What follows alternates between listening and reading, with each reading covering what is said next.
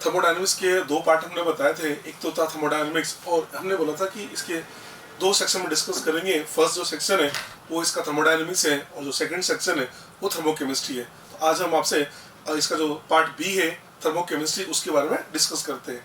ठीक है, थर्मोकेमिस्ट्री की डेफिनेशन तो मैं आपको बता चुका हूँ। थर्मोकेमिस्ट्री का क्या मतलब है, ऐसी साइंस की एक ऐसी ब्रांच जिसके अंदर हम क्या करते हैं, हीट चेंज तो डिस्कस करते हैं, पर वो हीट चेंज किसके साथ एसोसिएटेड है, केमिकल रिएक्शंस के साथ में, उसको बोला जाता है थर्मोकेमिस्ट्री। ठीक है, इस थर्मोकेमिस्ट्री के अंदर सबसे पहले हम बात करेंगे थर्मोकेमिकल रिएक्शंस के बारे में। फर्स्ट हमने डिस्कस किया थर्मोकेमिकल रिएक्शन। थर्मोकेमिकल रिएक्शन क्या होती है, तो थर्मोकेमिकल रिएक्शन का मतलब इसको समझना, जैसे मैंने केमिकल रिएक्शन लिखी H2 प्लस हाफ फोटोस हमने H2 लिक्विड बना दिया, इसका डेल्टा H लिखा हमने -285 किलो जूल पर मोल।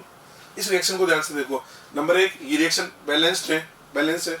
ठीक है, सेकंड बात करें तो इस रिएक्शन के अंदर जितने भी रिएक्टेंट प्रोडक्ट है सबका फिजिकल स्टेट लिखा हुआ है। और थर्ड पॉइंट, इसमें जो हीट चेंज हो रहा है वो भी इसके साथ इंडिकेट है। इसका मतलब जो इन तीनों रिक्वायरमेंट को फुलफिल करता है, नंबर एक बैलेंस होना चाहिए, नंबर दो उसके अंदर जितने भी रिएक्टेंट प्रोडक्ट है सबका फिजिकल स्टेट बताए, और नंबर थर्ड उसके अंदर जो हीट चेंज हो रहा है उसको भी वो इंडिकेट करे। ऐसी जो रिएक्शन है उसको बोल दिया जाता है थर्मोकेमिकल रिएक्शन। तो थर्मोकेमिकल रिएक्शन की डेफिनेशन क्या हुई, the balanced chemical reaction, balanced chemical reaction which indicate physical state of all reactant and product and also include heat change known as thermochemical reaction।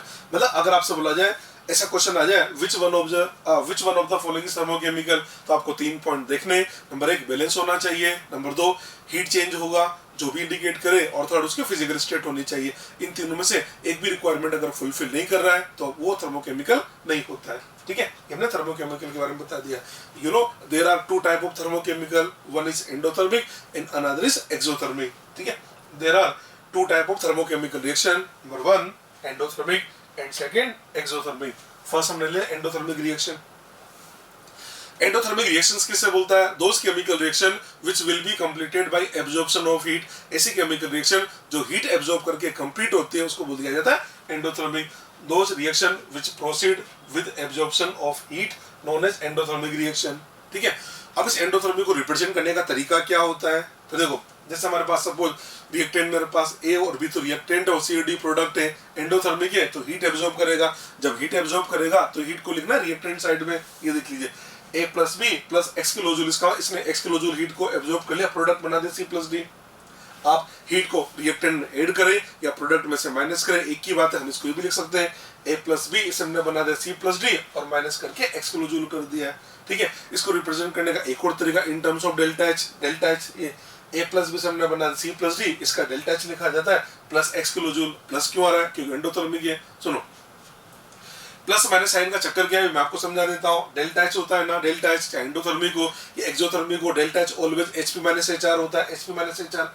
Endothermic में क्या होता है, तो endothermic के अंदर प्रोडक्ट की एंथैल्पी रिएक्टेंट से ज्यादा होती है। इसको आप समझ लीजिए, जैसे रिएक्टेंट था वो कुछ एनर्जी लेके रिएक्टेंट ने आया, जब प्रोडक्ट में कन्वर्ट हो रहा था उसने कुछ हीट को ले लिया, तो प्रोडक्ट की एंथैल्पी तो रिएक्टेंट से ज्यादा होगी। इसका मतलब एचपी की वैल्यू एचआर से ज्यादा होगी। जब एचपी एचआर से ज्यादा है तो डेल्टा एच का साइन पॉजिटिव होगा, ये डेल्टा एच हमारा पॉजिटिव आ जाता है। तो एंडोथर्मिक के लिए डेल्टा एच पॉजिटिव होता है। ठीक है, अगला पॉइंट देखो, इसको मैंने ग्राफ से भी समझा दिया है। इधर हमने वाई स्केल पे इसकी प्रोग्रेस ली, एक्स स्केल पे हमने इसके एंथैल्पी को ले लिया है। एंडोथर्मिक है, एचपी एचआर से बड़ा है, तो ये लीजिए एंथैल्पी का ग्राफ बना दिया, एंथैल्पी बना दिया। ये एचआर हो गया, एचपी हो गया, आप देख सकते एचपी एचआर से बड़ा होता है, एचपी ग्रेटर देन एचआर। तो ये एंथैल्पी और प्रोग्रेस का ग्राफ है। ठीक है, एंडोथर्मिक के अंदर क्या, देखो कोई भी थर्मोकेमिकल हो, थर्मोकेमिकल के अंदर होता क्या है, रिएक्टेंट के बॉन्ड ब्रेक होते हैं, प्रोडक्ट के अंदर बॉन्ड का फॉर्मेशन होता है। रिएक्टेंट के बॉन्ड ब्रेक होंगे तो बॉन्ड को ब्रेक करने के लिए एनर्जी देनी पड़ती है, प्रोडक्ट के अंदर बॉन्ड का फॉर्मेशन होगा तो हीट इवॉल्व होती है। इसका मतलब कोई सी भी केमिकल रिएक्शन हो, चाहे एंडोथर्मिक हो या एक्सोथर्मिक हो, हीट रिक्वायर्ड होगी बॉन्ड को तोड़ने के लिए, और जो बॉन्ड बनेगा वो हीट इवॉल्व करता है। अब डिपेंड करता है, अगर हीट रिक्वायर्ड ज्यादा है इवोल्ड से तो एंडोथर्मिक बन जाएगा, और इवोल्ड हीट अगर रिक्वायर्ड से ज्यादा है तो वो एक्सोथर्मिक बन जाएगा। तो एंडोथर्मिक होने के लिए क्या जरूरी है, बॉन्ड को डिसोसिएट करने के लिए जो हीट रिक्वायर्ड है वो इवोल्ड से ज्यादा होनी चाहिए। एंडो की condition, heat required to dissociate bond is greater than heat evolved in bond formation. ठीक है, अगला पॉइंट देखो इसको। चलिए, एंडोथर्मिक में रिएक्टेंट्स प्रोडक्ट बनेगा तो हीट एब्जॉर्ब करके बनेगा, यानी प्रोडक्ट की एंथैल्पी ज्यादा होगी, जिसकी एंथैल्पी ज्यादा होगी यार उसकी स्टेबिलिटी कम होगी। इसका मतलब ये हुआ एंडोथर्मिक रिएक्शन के अंदर रिएक्टेंट की स्टेबिलिटी ज्यादा होती है। Stability of reactant is greater then stability of product. ठीक है, कोई एंडोथर्मिक रिएक्शन है, उस एंडोथर्मिक रिएक्शन के अंदर किसी कंपाउंड का फॉर्मेशन हुआ तो वो जो कंपाउंड बना उस कंपाउंड को बोल दिया जाता है endothermic compound. Compound formed in endothermic reaction known as endothermic compound. Endothermic reaction के अंदर जिस कंपाउंड का फॉर्मेशन होता है उसको एंडोथर्मिक कंपाउंड बोल दिया जाता है। ठीक है, अब सुनो, जैसे कोई कंपाउंड बना वो एंडोथर्मिक कंपाउंड है, उस कंपाउंड के बनने पर ऐसे बोलेंगे ना, वो कंपाउंड बना तो वो जो कंपाउंड है वो जितनी ज्यादा हीट एब्जॉर्ब करके बनेगा, ज्यादा हीट एब्जॉर्ब करेगा मतलब उसकी एंथैल्पी ज्यादा होगी, स्टेबिलिटी तो कम होगी ना। जैसे बोल सकते हैं जो जितनी ज्यादा हीट एब्जॉर्ब करके बनता है वो जो प्रोडक्ट बना उसकी स्टेबिलिटी उतनी ही कम होती है। वैसे बोल सकते हैं if more heat is absorbed then product form will be less stable। जो जितनी ज्यादा हीट एब्जॉर्ब करके बनता है वो बनने वाला प्रोडक्ट उतना ही लेस स्टेबल होता है। अब एंडो के कुछ एग्जांपल लेते हैं। नंबर 1, एंडोथर्मी का फर्स्ट एग्जांपल हमने ले लिया डिकम्पोजिशन रिएक्शन। जो डिकम्पोजिशन है जैसे कैल्शियम कार्बोनेट का डिकम्पोजिशन हो गया, पेरियम कार्बोनेट का डिकम्पोजिशन हो गया, तो डिकम्पोजिशन की रिएक्शन एंडोथर्मिक की कैटेगरी में आती है। नंबर 1। दूसरा हमने ले लिया all phase transition. Phase transition का मतलब फ्यूजन, आइस का मेल्ट होना, वेपोराइजेशन, वाटर का वेपर में कन्वर्ट होना, एक सब्लिमेशन आयोडीन सॉलिड से आयोडीन गैस का बनना, इन सभी को बोल दिया जाता है फेज ट्रांजिशन। ठीक है, तो ऐसे बोल सकते हैं जितने भी फेज ट्रांजिशन है वो सब एंडोथर्मिक होते हैं। नंबर 3, कई बार एक कोई भी एग्जांपल है जो फोटोसिंथेसिस है ये भी एंडोथर्मिक होता है। और कई बार ऐसा भी होता है कोई ऐसी रिएक्शन आ जाती है जिसके बारे में आपको पहले से कुछ पता नहीं है, तो उसकी ट्रिक है आप उसका डेल्टा एन जी निकालो। हाँ, अगर उसका डेल्टा एन जी पॉजिटिव आ रहा है तो ये मान के चलना उसका डेल्टा एच भी पॉजिटिव, मतलब वो एंडोथर्मिक हो जाता है। तो ये तो एक ट्रिक होती है देखने के लिए। अगर डेल्टा एन जी पॉजिटिव है तो उसका डेल्टा एच भी पॉजिटिव हो जाती है, ट्रिक है। पर उसके पहले आपको ये देखना है अगर वो डिकम्पोजिशन है तो एंडो होगा, अगर वो फेज ट्रांजिशन है तो भी वो एंडो होगा, अगर फोटोसिंथेसिस है तो भी एंडो होगा। ये तो लास्ट में जाके देखना है। अगर कुछ भी समझ में नहीं आ रहा इनमें से तो फिर डेल्टा एन जी लगा के आप उसको देख सकते हो। ठीक है जी, ये हमने आपको एंडो के बारे में समझा दिया। ठीक, नेक्स्ट हमने एक्सोथर्मिक ले लिया। अब एक्सोथर्मिक बस इसकी 2 कॉपी है, सारी चीजें रिवर्स करके लिखनी है। एक्सोथर्मिक किसे बोलेंगे? Those chemical reaction which will be completed bye evolution of heat, जो हीट इवोल्व करके कंप्लीट होती है उसको बोल दिया जाता है exothermic. Those reaction which proceed with release of heat. ठीक है, रिप्रेजेंटेशन, प्रेजेंटेशन क्या होगा? हीट इवोल्व हो रही है, इसका हीट को हमको प्रोडक्ट में ऐड करना है। A प्लस बी रिएक्टेंट है, प्रोडक्ट बना दिया C प्लस डी और हीट प्लस करके हमने प्रोडक्ट में लिख दिया x किलो जूल। आपने हीट को प्रोडक्ट में लिखा या आप चाहो तो रिएक्टेंट में से माइनस कर दो, माइनस x ये लीजिए रिएक्टेंट में माइनस कर दिया। और तीसरा तरीका क्या है? आप इसको डेल्टा एच के फॉर्म में लिख दो। A प्लस बी हमने बना दिया, C प्लस डी इसका डेल्टा एच है minus x kilo joule. Minus क्यों हुआ रीजन सुन लेना। डेल्टा एच होगा Hp minus HR, H minus HR। एक्सो में क्या होगा? रिएक्टेंट है, उसकी कुछ एंथैल्पी होगी, तो जब प्रोडक्ट में बनेगा तो कुछ हीट रिलीज कर देगा, तो प्रोडक्ट की एंथैल्पी तो कम हो जाएगी और रिएक्टेंट की एंथैल्पी रहेगी ज्यादा। तो क्या कहेंगे? Hp माइनस HR, HR बड़ा होगा Hp से तो डेल्टा H का साइन नेगेटिव आ जाता है। तो ये एक्सोथर्मिक के लिए बात बताया मैंने आपको। ठीक है, और पॉइंट देखिए एक्सोथर्मिक का वही ग्राफिकल रिप्रेजेंटेशन। ये एक्सो का ग्राफ बना दिया, अभी भी जो एंडो में बताया था। Hp HR से बड़ा है, ये HR हो गया, ये Hp हो गया। ठीक है, इसका डेल्टा एच नेगेटिव बन जाता है। ठीक है, अब एंडो में क्या बोला था? एंडो में बोला था कि बॉन्ड को डिसोसिएट करने के लिए हीट रिक्वायर्ड इवोल्व से ज्यादा होती है। अब एक्सो में क्या बोलेंगे कि जो हीट इवोल्व है वो हीट रिक्वायर्ड से ज्यादा होती है। तो एंडो का अगला पॉइंट, एक्सो का नेक्स्ट पॉइंट हमने लिखा heat required to dissociate bond is less than heat evolve in bond formation. ठीक है, नेक्स्ट पॉइंट स्टेबिलिटी की बात करें तो उसमें कौन रिएक्टेंट? उसमें रिएक्टेंट ज्यादा स्टेबल था, इसमें प्रोडक्ट ज्यादा स्टेबल होगा। Stability of reactant is less then stability of product. Same point चल रहे हैं वैसे वैसे। वहां बोला था कि एंडोथर्मिक में जो कंपाउंड बनता है उसको एंडोथर्मिक कंपाउंड बोल दिया जाता है। यहाँ बोलेंगे एक्सोथर्मिक रिएक्शन के अंदर जो कंपाउंड बनते हैं उसको बोल दिया जाता है exothermic compound. Compound formed in exothermic reaction known as exothermic compound. ठीक है, अच्छा कोई एक्सोथर्मिक कंपाउंड बना, अब उस कंपाउंड के बनने पर क्या बोलेंगे? उस एक्सोथर्मिक कंपाउंड के बनने पर जो जितनी ज्यादा हीट इवोल्व करके बनेगा इसका वो प्रोडक्ट तो यार उतना ही ज्यादा स्टेबल होगा। वैसे बोल सकता है if more heat is evolve then product form will be more stable. जितनी ज्यादा हीट इवोल्व करके बनेगा वो जो प्रोडक्ट बना उतना ही ज्यादा स्टेबल होगा। इसको समझने के लिए हम एक एग्जांपल ले लेते हैं। H2 plus half O2, H2 plus half O2 से H2 लिक्विड बना दिया, इसका डेल्टा एच दे रखा हमको माइनस 285 किलो जूल पर मोल।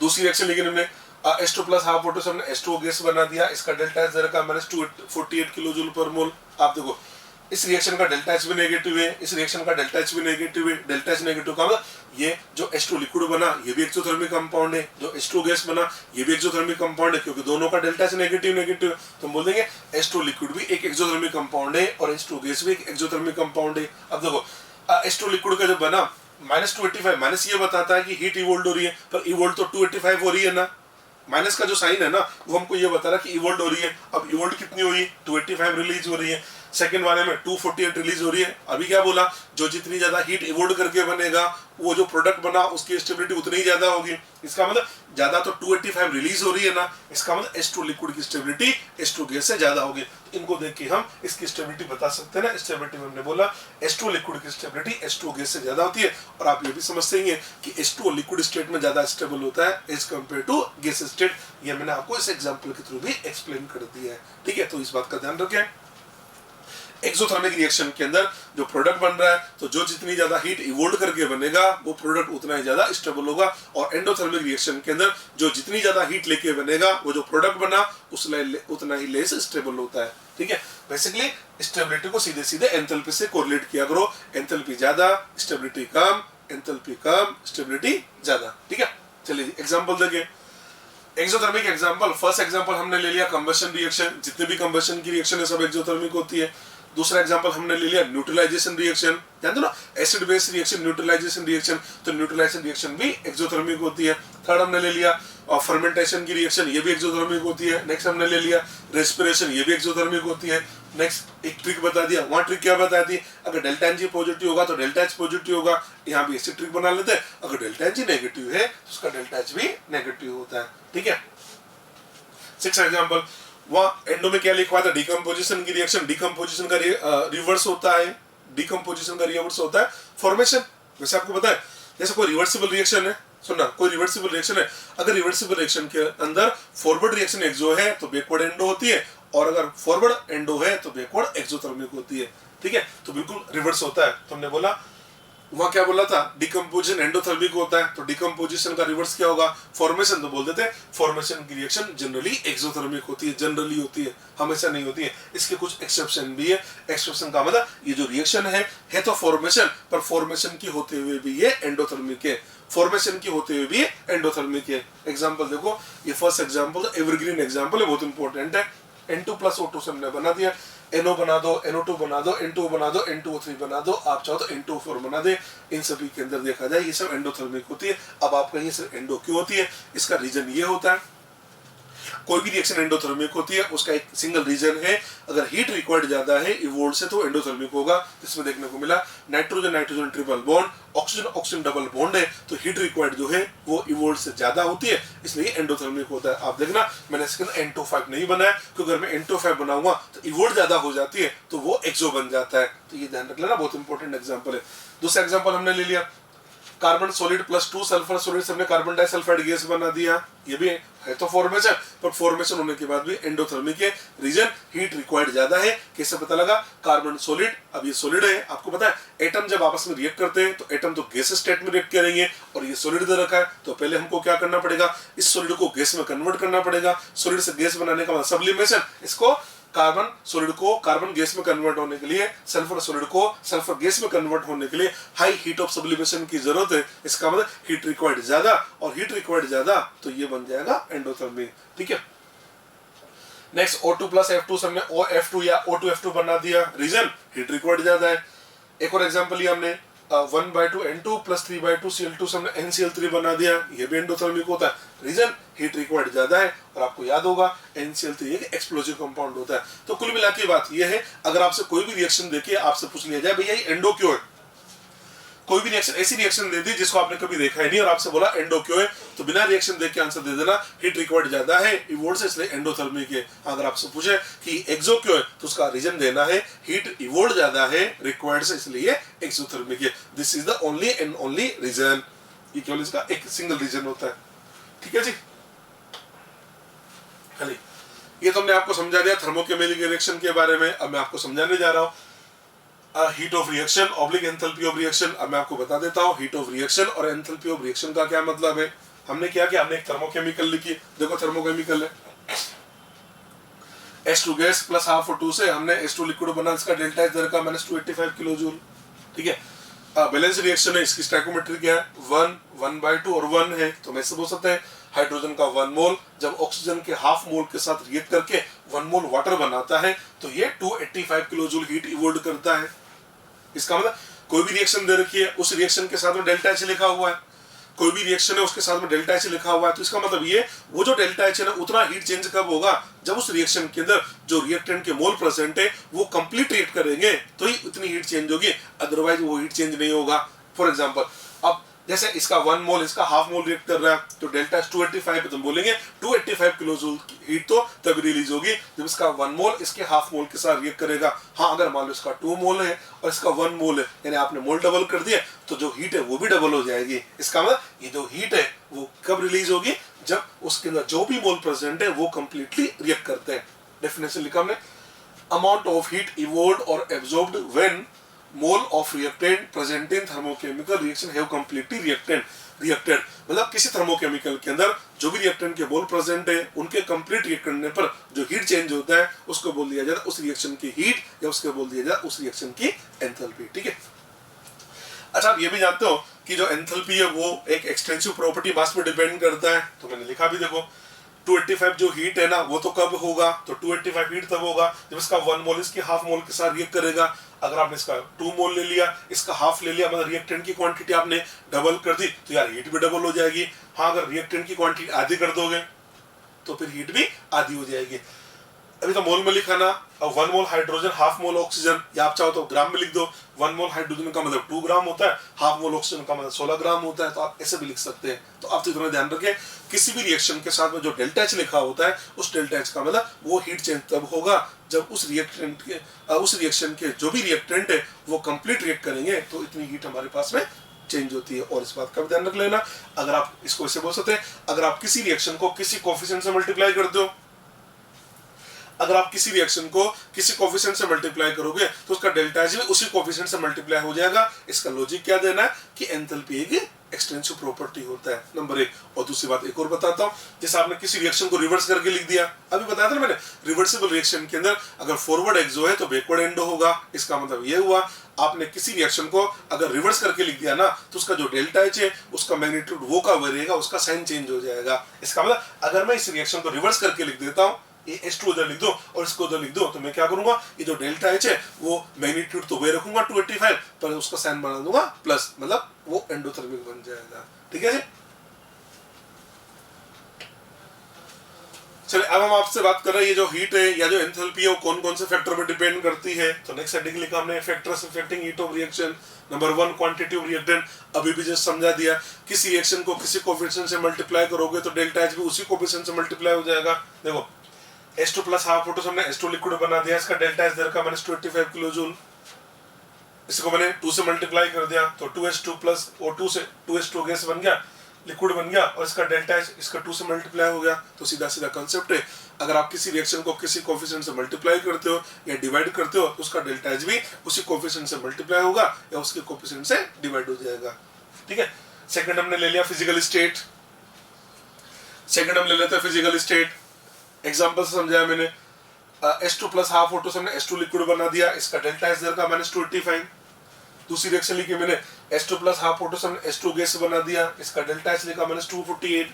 आप देख सकते हैं दोनों रिएक्शन के अंदर रिएक्टेंट बिल्कुल सेम है, प्रोडक्ट भी सेम है, बस केवल और केवल उसका फिजिकल स्टेट अलग है। यहाँ H2 लिक्विड है और यहाँ H2 गैस है, तो आप देख सकते हैं यहाँ पर हीट 285 है और यहाँ हीट 248 है। इसका मतलब फिजिकल स्टेट को चेंज करते ही हीट का जो हीट है ना वो भी बदल जाती है। तो मैंने से बोल सकते हैं कि हीट फिजिकल स्टेट पे भी डिपेंड करती है। इसलिए हम बोलते हैं जब कभी भी आप थर्मोकेमिकल लिखते हो तो नंबर 1 बैलेंस होना चाहिए, रीजन क्वांटिटी भी डिपेंड करता है, और सेकंड बोलते हैं ना सबका फिजिकल स्टेट मेंशन होना चाहिए, रीजन क्योंकि हीट फिजिकल स्टेट पे भी डिपेंड करता है। अब देखो इस रिएक्शन से क्या पता लगा, H2 लिक्विड का फॉर्मेशन हुआ तो हीट रिलीज हो रही है 285 किलो जूल।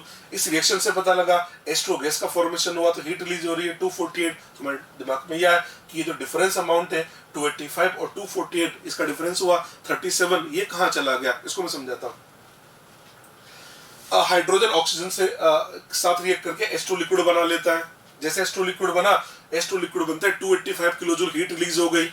अब हमने बोला हमको H2 लिक्विड नहीं चाहिए, हमको तो H2 गैस चाहिए, तो क्या करोगे, उस लिक्विड को गैस में बदलना पड़ेगा। लिक्विड को गैस में बदलने का मतलब हीट देनी पड़ेगी। तो हमने क्या किया, वो जो 285 हीट निकली उससे 37 किलो जूल हीट उसको वापस दी, उससे हमारा लिक्विड से गैस बन गया। तो जो डिफरेंस आया ना 37 किलो जूल, ये कहाँ चला गया, ये इस लिक्विड को गैस में बदलने में चला गया। और लिक्विड को गैस में बदलने का मतलब होता है, लिक्विड टू गैस कन्वर्जन को बोलते हैं वेपोराइजेशन। तो ये जो डिफरेंस आया 37 किलो जूल, इसको बोल दिया जाता है heat of vaporisation of water. ठीक है, लिखा भी है मैंने,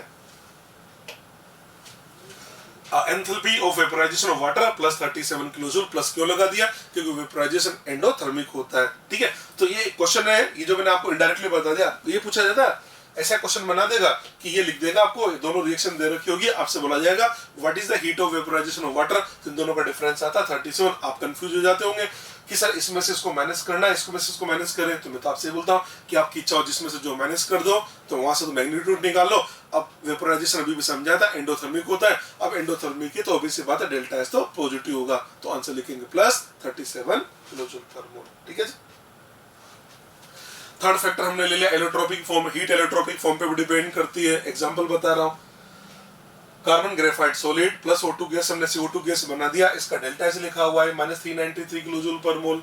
सेकंड हमने लिखा carbon diamond solid plus O2 gas से CO2 गैस बना दिया, इसका डेल्टा एस दे रखा है -395 किलोजूल पर मोल। आप देख सकते हैं दोनों रिएक्शन को ध्यान से देखें, सेम रिएक्टेंट है, सेम प्रोडक्ट है, फिजिकल स्टेट भी सबका एक जैसा है, बस इतना अंतर है, यहाँ मैंने कार्बन ग्रेफाइट लिया और यहाँ मैंने कार्बन डायमंड ले लिया। देख सकते हैं आप, पहली जो रिएक्शन है वो कार्बन ग्रेफाइट की कंबशन की रिएक्शन है, दूसरा कार्बन डायमंड की कंबशन की रिएक्शन है। तो यार इसको मैं ऐसे समझ सकता हूँ ना कि मैंने कार्बन ग्रेफाइट का कंबशन करवाया तो हीट रिलीज हो रही है 393, माइनस ये बताता है कि हीट रिलीज हो रही है, तो इसमें कितनी हीट रिलीज हो रही है 393। डायमंड का कंबशन करवाया तो हीट रिलीज होगी 395, समझना। ग्रेफाइट का जब कंबशन करवाया तो हीट रिलीज हो रही है 393, और डायमंड का कंबशन करवाया तो हीट रिलीज हो रही 395। इसका मतलब डायमंड को जलाने पर ज्यादा हीट निकली, और जलाने पर ज्यादा हीट निकली, इन डायमंड कम स्टेबल था तभी तो आसानी से जल गया और ज्यादा हीट निकली। इसका मतलब ये हुआ जिसका हीट ऑफ कंबशन जितना ज्यादा होता है उसकी स्टेबिलिटी उतनी कम होती है। तो हम ऐसे बोल सकते हैं कि ग्रेफाइट और डायमंड को जलाने पर किससे ज्यादा हीट मिलती है, तो डायमंड से, मतलब डायमंड की स्टेबिलिटी कम होती है। तो हम ऐसे बोल सकते हैं कि जो कार्बन के एलोट्रोप है ग्रेफाइट और डायमंड, उसमें से कार्बन ग्रेफाइट की थर्मल स्टेबिलिटी डायमंड से ज्यादा होती है। ये बात मैंने आपको पहले भी बोली थी, पर उस समय तो मैंने डायरेक्ट याद करा दिया था। अब आप ध्यान रख लेना कि ग्रेफाइट की थर्मल स्टेबिलिटी डायमंड से ज्यादा होती है। नोट है, इंपॉर्टेंट पॉइंट है, थर्मल स्टेबिलिटी हमने कार्बन ग्रेफाइट की थर्मल स्टेबिलिटी डायमंड से ज्यादा होती है। सेम ये केस बनता है सल्फर रोम्बिक में और सल्फर मोनोक्लिनिक में, सेम ऐसे कैसे देखना है तो वहां पर भी रिजल्ट ये निकल के आया, सल्फर रोम्बिक की थर्मल स्टेबिलिटी सल्फर मोनोक्लिनिक से ज्यादा होती है। SR का मतलब R4 रोम्बिक, SM4 मोनोक्लिनिक, और ये मैंने सॉलिड सॉलिड लिख दिया, तो आप तो रिजल्ट याद कर लीजिए। कार्बन के अंदर ग्रेफाइट की थर्मल स्टेबिलिटी डायमंड से ज्यादा होगी, और सल्फर के अंदर रोम्बिक की थर्मल स्टेबिलिटी मोनोक्लिनिक से ज्यादा होती है। ये हमने थर्ड पॉइंट समझा दिया। फोर्थ पॉइंट, फोर्थ हमने ले लिया condition of constant pressure and constant volume. Heat जो है वो इस बात पे भी डिपेंड करती है कि उसको मेजर करते समय आपने प्रेशर कांस्टेंट रखा या वॉल्यूम कांस्टेंट रखा। अगर आप प्रेशर कांस्टेंट रख के हीट मेजर करते हो तो आपने डेल्टा ई से मेजर किया, और अगर आप वॉल्यूम कांस्टेंट रख के हीट मेजर करते हो तो आपने डेल्टा ई मेजर किया। और आपको पता है डेल एच और डेल ई में रिलेशन होता है, del H equal to del E plus del N G R T. तो लिखा हमने heat of reaction at constant pressure, तो वो तो क्यूपी, वो तो डेल एच बन जाएगा। Heat of reaction at constant volume, तो वो क्यूबी, वो डेली बनेगा। यानी हीट जब मेजर करते हैं तो उसका जो हीट है वो इस बात पर डिपेंड करता है कि आपने हीट को प्रेशर को कांस्टेंट रख के मेजर किया या वॉल्यूम को कांस्टेंट रख के मेजर किया। अगर प्रेशर को कांस्टेंट रख के मेजर किया तो आप डेल एच मेजर कर रहे हो, और वॉल्यूम को कांस्टेंट रख के मेजर किया तो आपने उसका डेली मेजर किया, और दोनों में रिलेशन होता है del H equal to del E plus del N G R T. ये हमारा फोर्थ फैक्टर हो गया। एक लास्ट फिफ्थ फैक्टर और है टेम्परेचर। ये जो हीट है ना यार, ये टेम्परेचर पर डिपेंड करती है, इसलिए तो जब भी क्वेश्चन आता है आपसे बोलता है ना 25 डिग्री में से इसका हीट ऑफ रिएक्शन निकालो, आपसे बोलेगा 30 डिग्री पर हीट ऑफ रिएक्शन निकालो, क्योंकि 25 पे हीट निकालोगे और 30 हीट निकालोगे तो दोनों का मैग्नीट्यूड अलग अलग होगा। तो जब भी आपसे क्वेश्चन आता है तो वो ये जरूर बोलता है 25 डिग्री पे हीट कैलकुलेट करना या 30 पे हीट कैलकुलेट करना। और वैसे आपको पता है हीट पर टेम्परेचर की जो डिपेंडेंस है वो बताई जाती है किरचॉफ इक्वेशन से। तो हमने लिखा किरचॉफ इक्वेशन। किरचॉफ इक्वेशन हमने लिखा, अगर प्रेशर कांस्टेंट पे हीट मेजर कर रहे हो तो इसको लिखा हमने delta H T2 minus delta H T1 upon T2 minus T1 equal to delta Cp। अगर आप किरचॉफ लगा रहे हो वॉल्यूम कांस्टेंट रखे तो उसको लिखा जाएगा delta E at T2 temperature minus delta E at T1 temperature upon T2 minus T1 equal to delta CV। ठीक है, डेल्टा T2 क्या हुआ, हीट ऑफ रिएक्शन है T2 kelvin temperature, delta T1 क्या हुआ, हीट ऑफ रिएक्शन है T1 kelvin temperature, और delta CP कैसे निकालेंगे, तो प्रोडक्ट के CP में से रिएक्टेंट का CP माइनस कर दो, delta CP equal to CP of product minus CP of reactant. ठीक है, ये 5 फैक्टर है जिन पे हीट डिपेंड करती है। यहाँ पर मैंने क्वेश्चन लिखा, क्वेश्चन है रिएक्शन दे रखा है H2 प्लस Cl2 गैस से हमने 2HCl गैस बना दिया प्लस x किलोजूल, दूसरा है H2 प्लस Cl2 से 2HCl लिक्विड बना दिया या y किलोजूल। आपसे बोला जा रहा है विच वन इज करेक्ट, ये तरह से हमसे x और y में रिलेशन पूछ रहा है। पहला ऑप्शन दे रखा है x equal to y, second दे रखा है x greater than y, third दे रखा है x less than y, fourth given है आपको नन ऑफ दिस। देखो अब कैसे करें, पहली बात तो हीट इसने प्रोडक्ट के साथ प्लस करके लिखी ना, तो हीट प्रोडक्ट के साथ प्लस करके लिख रहा है, आप इसको डेल्टा एच की फॉर्म में लिखो।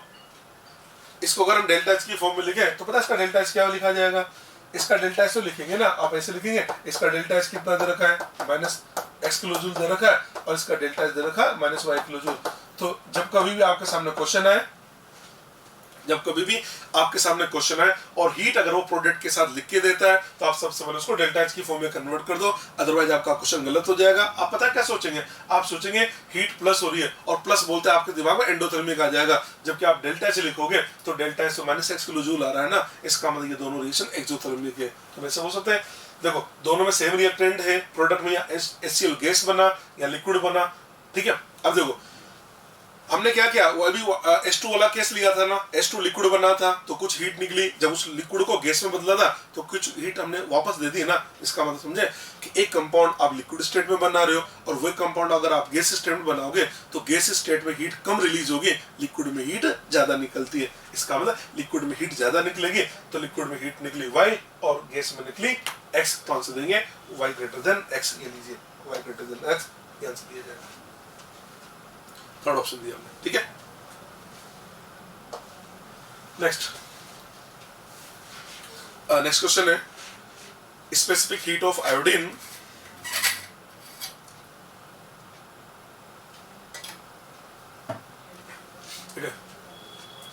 specific heat of iodine vapor and solid are 0.033 and 0.055 calorie per gram respectively. Heat of sublimation of iodine at 200 degrees Celsius is 24 calorie per gram. Calculate heat of sublimation of iodine at 250 degrees Celsius. ठीक है, चलिए question दे रखा है iodine का sublimation है, तो ये लीजिए पहले तो आयोडीन का सब्लिमेशन लिख देता हूं मैं।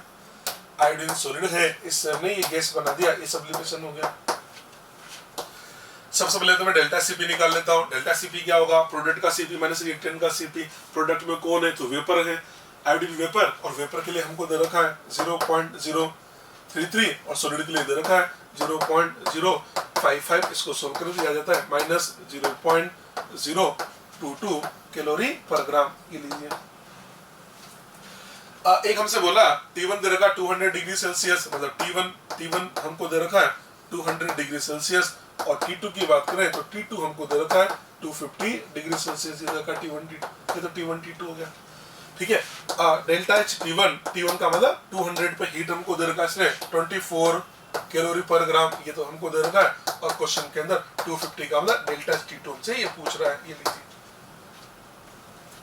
ठीक है, हमने किरचॉफ इक्वेशन अप्लाई कर दी। किरचॉफ होगा delta H T2 temperature minus delta H T1 temperature upon T2 minus T1 equal to delta CP। Value put करते हैं, डेल्टा T2 हमको लेकर आना है,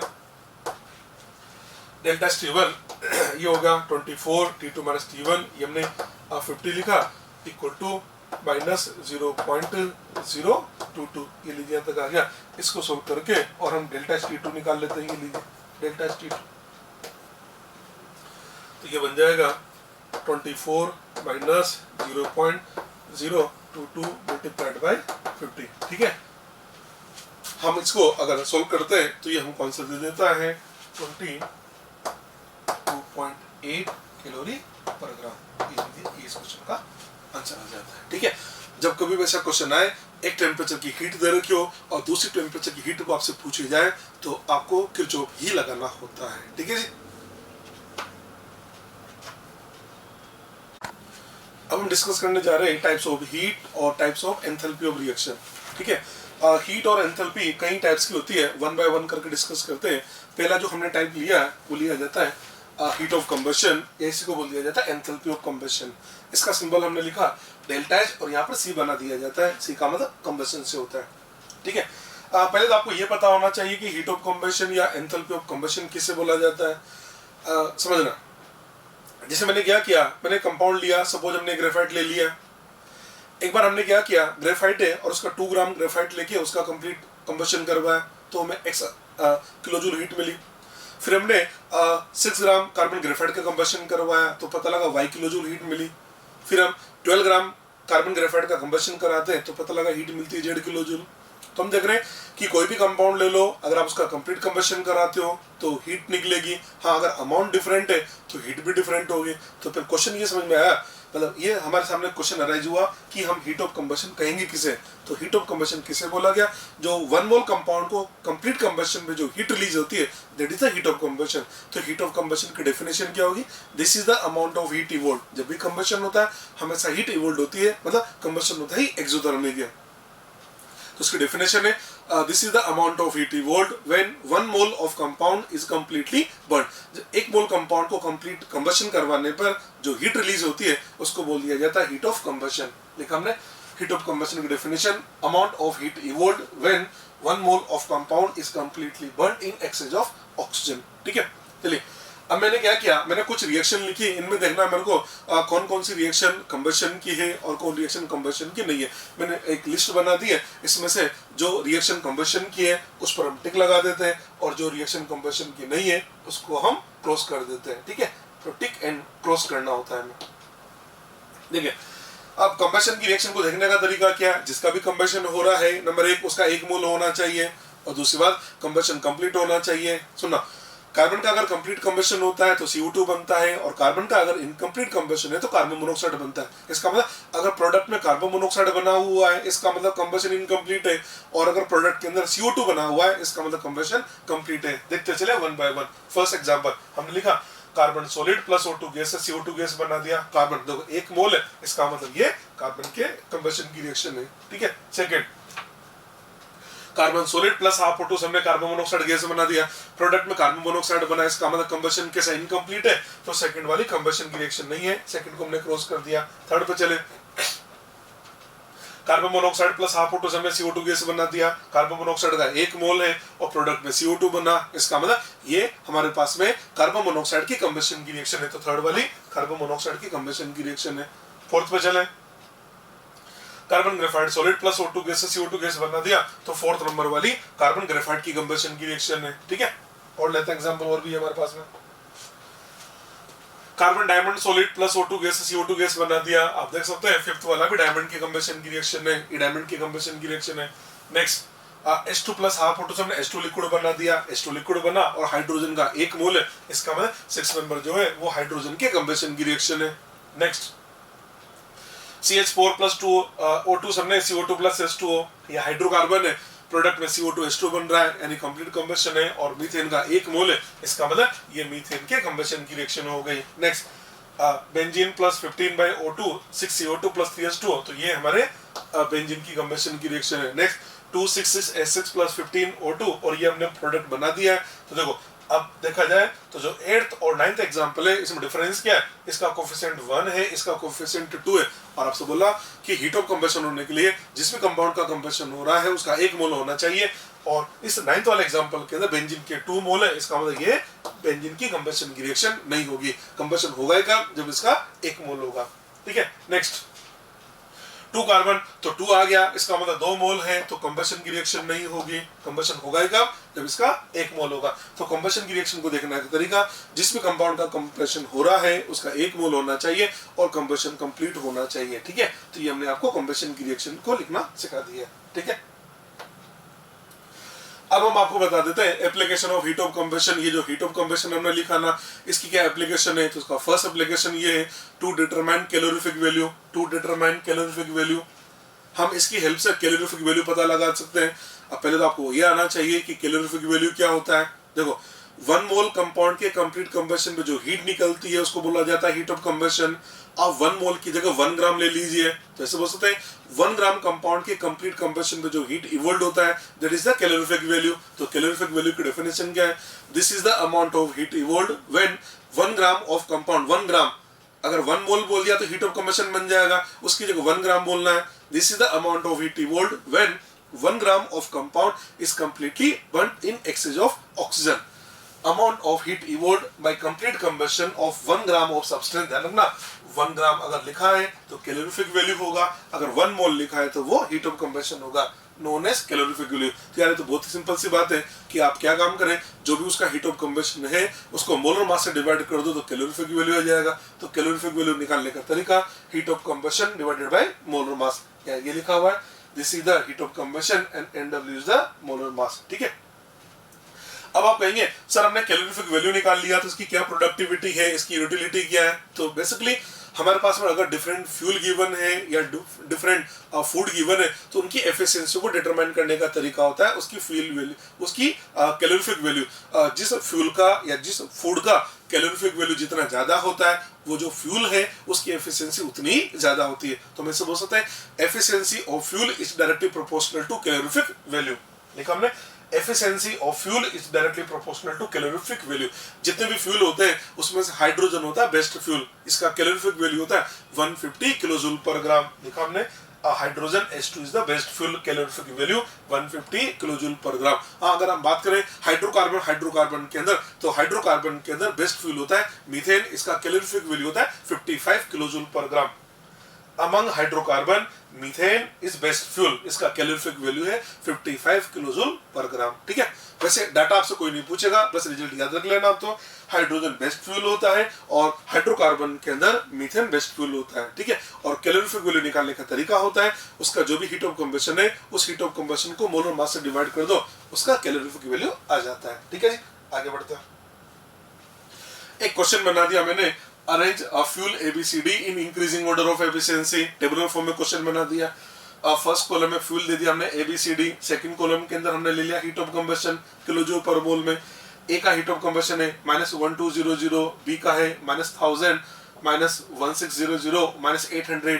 इनके मोलर मास गिवन है, ए का मोलर मास 60 है, बी का 25 है, सी का 50 और डी का मोलर मास 80 दे रखा है। अब इनकी एफिशिएंसी का ऑर्डर है तो उसके लिए कैलोरीफिक वैल्यू निकालना पड़ेगा। चलो जी कैलोरीफिक वैल्यू निकालते हैं। अभी बताया था जो कैलोरीफिक वैल्यू है, कैलोरीफिक वैल्यू क्या लिखते हो आप, ये तो होता है ना heat of combustion divided by molar mass. ठीक है, और कैलोरीफिक वैल्यू निकाल रहे हैं तो साइन तो अंडरस्टूड है कि ये तो माइनस वही सही, तो साइन नहीं देखना है, केवल मैग्नीट्यूड देखें। सबसे पहले क्या करें, 1200 को 60 से डिवाइड किया तो ये बन जाता है 2020। ठीक है, 1000 को 25 से डिवाइड करते हैं, 1025 डिवाइड किया तो ये आ जाता है आपके पास में 4040। 1600 है, 1600 इसको हमने 50 से डिवाइड किया, लिए 1600 डिवाइडेड बाय 5050 ये आपको दे देते 32, ये लीजिए 32 और लास्ट वाला आपको दे देगा 10। ठीक है, आपसे पूछा जा रहा है इनकी एफिशिएंसी का ऑर्डर क्या होगा, ये लीजिए एफिशिएंसी का ऑर्डर। कैलोरीफिक वैल्यू सबसे कम किसका है, डी के लिए, तो डी की एफिशिएंसी सबसे कम होगी, इससे ज्यादा एफिशिएंसी हो जाएगी ए के लिए, और फिर आ जाएगा सी, और बेस्ट फ्यूल की बात करें तो ये बन जाएगा बी, क्योंकि बी का कैलोरीफिक वैल्यू सबसे ज्यादा है। ठीक है, ये इस टाइप से क्वेश्चन को सोल्व करना होता है। बहुत ही सिंपल है, कैलोरीफिक वैल्यू निकालना है, आपको साइन के चक्कर में पढ़ने की जरूरत नहीं है। साइन तो अंडरस्टूड है ना कि कैलोरीफिक वैल्यू तो होता ही नेगेटिव है, क्योंकि तो हीट इवोल्व है ना, तो आपको मैग्नीट्यूड को कंपेयर करना है। ठीक है जी, आगे बढ़ते हैं। यहाँ पर एक क्वेश्चन और लिखा देखो हमने, which of the following heat of formation indicate that product is least stable। Question ये है, आपको हीट ऑफ फॉर्मेशन दे रखे हैं और उसको देख के बताना है कि इसमें से लीस्ट स्टेबल कौन है, लीस्ट स्टेबल। ठीक है, देखो मैंने आपसे बोला था एक तो एंडोथर्मिक कंपाउंड है, एक एक्सोथर्मिक कंपाउंड है। एंडोथर्मिक कंपाउंड का जो हीट एब्जॉर्ब करके बनेगा वो एंडोथर्मिक कंपाउंड बनेगा, जो हीट इवोल्व करके बनेगा वो एक्सोथर्मिक कंपाउंड बनेगा। पहले तो अपन ये देखें, एंडो एक्सो में बात किया जाए तो एंडोथर्मिक कंपाउंड की एंथैल्पी ज्यादा होगी तो स्टेबिलिटी कम होगी, या ये तो ऐसे बोल सकते हैं ना कि एक तो हमारे पास एक्सोथर्मिक कंपाउंड है और एक हमारे पास एंडोथर्मिक कंपाउंड है, तो ऑब्वियस सी बात है यार एंडोथर्मिक कंपाउंड की स्टेबिलिटी कम होगी, एक्सोथर्मिक कंपाउंड की स्टेबिलिटी ज्यादा होगी। तो पहली बात उसने बोला लीस्ट स्टेबल, अगर लीस्ट स्टेबल बोल रहा है ऑब्वियस सी बात वो एंडो होंगे, एक्सो तो हो नहीं सकते। तो अपन एक काम करते हैं, फर्स्ट और सेकंड ऑप्शन तो हो नहीं सकता क्योंकि तो एक्सो एक्सो है। अब लीस्ट, इसका आंसर थर्ड और फोर्थ में से था। अब लीस्ट स्टेबल तो आपसे बोला था जो जितनी ज्यादा हीट एब्जॉर्ब करके बनेगा उसकी स्टेबिलिटी उतनी ही कम होगी, तो आंसर क्या देंगे, थर्ड का दे रहा 52 और फोर्थ का दे रहा 50 से साथ देंगे फोर्थ, क्योंकि फोर्थ ज्यादा हीट एब्जॉर्ब करके बन रहा है तो फोर्थ वाला जो कंपाउंड बना उसकी स्टेबिलिटी कम होगी, आंसर दिया जाएगा फोर्थ। ठीक है, बहुत ही सिंपल क्वेश्चन है। एक और लिखा हमने रिएक्शन C+H2 से हमने कार्बन डाइसल्फाइड बना दिया, इसका डेल्टा एस दे रखा है 22 kilo calorie. Heat change when 24 gram carbon react with 128 gram sulphur.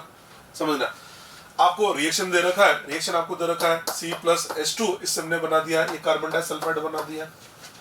इसका डेल्टा एच हमको दे रखा है 22 किलो कैलोरी, ये 22 किलो कैलोरी दे रखा है। आपसे बोला था ना मैंने हीट ऑफ रिएक्शन की डेफिनेशन बताई थी, तो बोला था ना हीट ऑफ रिएक्शन का मतलब क्या होता है, ये वो हीट होती है जो उस रिएक्शन के अंदर जितने मोल प्रेजेंट है उनके आपस में रिएक्ट करने पर रिलीज हो। अब इसको देखने से क्या पता लग रहा है, 1 मोल कार्बन का मतलब 12 ग्राम कार्बन, 1 मोल H2 32 और H2 है ना, तो S का मतलब 32, तो ये बनेगा 64, ये लीजिए 64। तो अपन ऐसे बोल सकते हैं ना कि 12 ग्राम कार्बन जब 64 ग्राम सल्फर के साथ रिएक्ट कर रहा है तो हीट चेंज हो रहा है मेरा 22 का हीट चेंज कब हुआ, 22 का हीट चेंज कब हुआ, जब 12 ग्राम 64 ग्राम के साथ रिएक्ट कर रहा है तो हीट चेंज हुआ 22 का।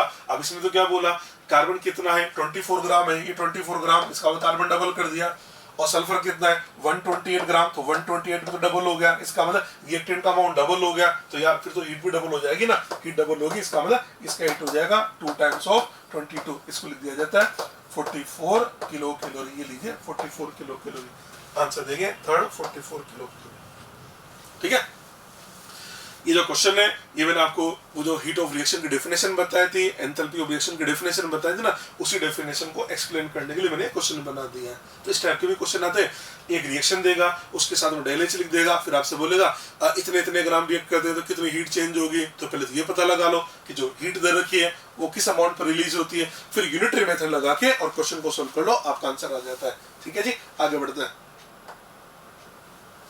एक और क्वेश्चन बनाया, रिएक्शन हमको दे रखी है ए से बी का बनना, ए से बी बना, इसका डेल्टा एस दे रखा +24, बी से सी बना, इसका डेल्टा एस दे रखा -18, decreasing order of enthalpy of ABC, enthalpy of ABC, ABC के एंथैल्पी का डिक्रीजिंग ऑर्डर बताना है। ठीक है, समझते हैं क्वेश्चन को। हमने ए से बी बना दिया, देखो उधर ए से बी बना लिया, ए से बी बन गया, ए से जो बी बना इसका जो डेल्टा एच है वो आपको दे रखा है +24 वैसे आप जानते हैं डेल्टा एच जो होता है ना वो HP - HR होता है, HP - HR product minus reactant होता है, इसका मतलब इसका डेल्टा एच पॉजिटिव है, अगर पॉजिटिव डेल्टा है इसका मतलब प्रोडक्ट की एंथैल्पी रिएक्टेंट से ज्यादा है, प्रोडक्ट बी है तो इसको देख के पता लग रहा है बी की एंथैल्पी ए से ज्यादा है, यहाँ से पता लग गया बी की एंथैल्पी से ज्यादा है, नंबर 1। दूसरा बी से सी बना, ये लीजिए ये बी से सी बन गया, ये आपका बी से सी बना, और बी से सी बना इसका जो डेल्टा एच है वो आपको दे रखा -18 किलो जूल, माइनस दे रखा है, डेल्टा एच माइनस, वैसे जो डेल्टा एच होता है देखो उधर डेल्टा एच अपन क्या लिखते हैं, डेल्टा एच लिखा जाता है HP - HR, अगर ये माइनस है, माइनस का मतलब HR बड़ा है, R का रिएक्टेंट की एंथैल्पी बड़ी है, तो इसको देख के क्या पता लग रहा है कि जो B है B की एंथैल्पी C से ज्यादा है, ये लीजिए। तो आप देख सकते हैं B की एंथैल्पी A से ज्यादा है, B की एंथैल्पी C से ज्यादा है। अब A और C को देखना है, अब A और C को देखने के लिए क्या करते हैं हम, इसको ये जो फर्स्ट नंबर है सेकंड नंबर है, फर्स्ट सेकंड दोनों को ऐड कर देते हैं, ऐड फर्स्ट एंड सेकंड। देखो फर्स्ट और सेकंड को जैसे मैंने ऐड किया तो जैसे ऐड करूंगा तो ये बन जाता है बी से बी कैंसिल हो जाएगा, रिएक्शन आ जाएगी मेरे पास में ए से सी, और इसका जो डेल्टा एच होगा आपने क्या किया ऐड किया तो डेल्टा एच भी ऐड हो जाएगा, यानी +24 इसके अंदर -18 ऐड कर देते हैं तो हमारे पास आ जाएगा प्लस, और प्लस में आ रहा है ये +6 किलो जूल, ये +6 किलो जूल आ गया। प्लस आने का मतलब क्या हुआ, एंडो हुआ, एंडो का मतलब HPHR में से कौन बड़ा होगा, HPP का मतलब प्रोडक्ट, यानी आंसर क्या देंगे, इसको देख के क्या पता लग रहा है सी की एंथैल्पी ए से ज्यादा है, ये पता लगा। तो आपके पास रिजल्ट क्या आया, नंबर 1 बी का एंथैल्पी ए से ज्यादा है, बी का एंथैल्पी सी से ज्यादा है, और सी का एंथैल्पी ए से ज्यादा है, तो इसको देख के पता लग रहा है कि मैक्सिमम जो एंथैल्पी है वो तो बी के लिए है, उससे कम एंथैल्पी सी के लिए होगा, और फिर सबसे कम एंथैल्पी होगा ए के लिए। आपसे बोला डिक्रीजिंग ऑर्डर, तो मैक्सिमम होगा बी के लिए, फिर सी, और फिर ये आंसर दिया जाएगा सेकंड, ये सेकंड आंसर दिया जाएगा। ठीक है, बहुत ही अच्छा क्वेश्चन है, बहुत इंपॉर्टेंट क्वेश्चन, बिल्कुल सिंपल है पर एकदम कंसेप्ट बेस्ड क्वेश्चन है। ठीक है, तो इस टाइप का अगर क्वेश्चन आता है तो मेरे हिसाब से इनको सोल्व किया जा सकता है, तरीका मैंने आपको समझा दिया। ठीक है जी, आगे बढ़ते हैं। मैं आपको बोला था ये जो हीट ऑफ कंबशन की एप्लीकेशन, तो ये जो हीट ऑफ कंबशन है इसका फर्स्ट एप्लीकेशन तो हमने ले लिया टू डिटरमाइन कैलोरीफिक वैल्यू, उसकी मैंने बात करी और क्वेश्चन की भी प्रैक्टिस करा दिया आपको। Second application calculation of heat of reaction. ये जो हीट ऑफ कंबशन है, इस हीट ऑफ कंबशन की हेल्प से हम किसी भी रिएक्शन की एंथैल्पी या किसी भी रिएक्शन का डेल्टा एच निकाल सकते हैं। डेल्टा एच, आर का मतलब रिएक्शन, कैसे निकालते हैं? किसी भी रिएक्शन का डेल्टा एच निकालना हो तो फॉर्मूला बना दिया हमने, summation of heat of combustion of all reactant minus summation of heat of combustion of all product. क्या करना है, जितने भी रिएक्टेंट है उन रिएक्टेंट के हीट ऑफ कंबशन को ऐड करना है, उसमें से प्रोडक्ट के हीट ऑफ कंबशन को माइनस करना है। देख लीजिए, summation of heat of combustion of all reactant minus summation of heat of combustion of all product. अगर आप ऐसा करते हैं तो उस रिएक्शन का हीट या उस रिएक्शन का डेल्टा एच आ जाता है। ठीक है, यहाँ पर एक क्वेश्चन लिखा है, इसकी डेफिनेशन को समझने के लिए, when 2 gram of carbon graphite is completely burnt, then x kilojoule of heat is evolved.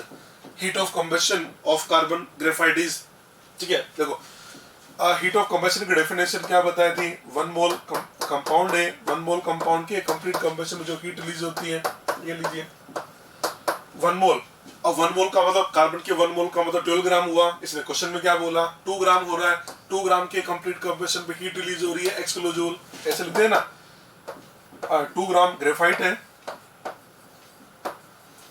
2 gram graphite है, इसके कंप्लीट कंबशन में हीट इवोल्व हो रही है। इवोल्व होने का मतलब यार नेगेटिव लगेगा, इवोल्व का मतलब माइनस होता है, इसका मतलब 2 ग्राम कार्बन ग्रेफाइट पे कंप्लीट कंबशन पे हीट रिलीज होती है माइनस x किलोजूल, तो फिर 1 मोल का मतलब 12 ग्राम पे क्या होगी? तो आंसर दे देंगे ना, ये आ जाएगा माइनस 6x किलोजूल पर मोल, माइनस 6x किलोजूल पर मोल। आंसर 4 दिया जाएगा इसके लिए, answer 4 minus 6x kilojoule per मोल। ठीक है, अब देखो आप लोग मिस्टेक क्या करोगे, आप लोग ये तो देख लोगे 2 ग्राम से x मिलेगा तो 12 से कितना मिलेगा, तो आप इसको 6x बना दोगे और आप इसका आंसर 30 कर दोगे। 30 नहीं करना, क्योंकि ये तो हीट ऑफ कंबशन है, तो ऑब्वियस सी बात है ये तो एक्सो होगा ना, तो आंसर तो हमको माइनस 6x पे ही टिक करना है। ठीक है, नेक्स्ट हमने हेडिंग लिखा था टाइप्स ऑफ हीट, इसमें फर्स्ट टाइप हमने ले लिया heat of combustion, second type बता रहा हूं मैं हीट ऑफ फॉर्मेशन, या इसको बोल दिया जाता है enthalpy of formation delta H, और इसको एफ लिख दिया जाता है। अगर स्टैंडर्ड लिखना हो तो इसके ऊपर नोट लगा दिया जाता है। ऊपर नोट लगाने का मतलब स्टैंडर्ड है, जैसे था ना हीट ऑफ कंबशन, अगर हमें लिखना स्टैंडर्ड हीट ऑफ कंबशन उसके ऊपर नोट लगा दो, तो स्टैंडर्ड का मतलब वही स्टैंडर्ड स्टेट, और वो होता है 25 डिग्री और 1 atm। तो स्टैंडर्ड स्टेट का मतलब मोस्ट स्टेबल स्टेट, और टेम्परेचर 25 डिग्री लेना है, ये मैं आपसे पहले डिस्कस कर चुका हूं, और स्टैंडर्ड को बताने के लिए इसके ऊपर नोट लगा दिया जाता है। ठीक है, डेफिनेशन देखिए पहले, हीट ऑफ फॉर्मेशन या एंथैल्पी ऑफ फॉर्मेशन की डेफिनेशन क्या होती है? तो हीट ऑफ फॉर्मेशन, देखो हीट ऑफ कंबशन में हमने क्या बोला, 1 मोल कंपाउंड का कंबशन होना चाहिए, तो यार ऑब्वियस सी बात है हीट ऑफ फॉर्मेशन के अंदर 1 मोल कंपाउंड का फॉर्मेशन होना चाहिए। तो यहाँ पर क्या होगा, 1 मोल कंपाउंड हमको बनाना है, 1 मोल का मतलब प्रोडक्ट में 1 मोल होना चाहिए। हीट ऑफ कंबशन के अंदर 1 मोल हम रिएक्टेंट में देखते थे, और हीट ऑफ फॉर्मेशन के अंदर 1 मोल हम प्रोडक्ट में देखेंगे, यानी 1 मोल प्रोडक्ट बनना चाहिए। अब किससे बने, तो बोला 1 मोल प्रोडक्ट बनना चाहिए, पर वो बनना चाहिए उसके कॉन्स्टिट्यूएंट एलिमेंट से।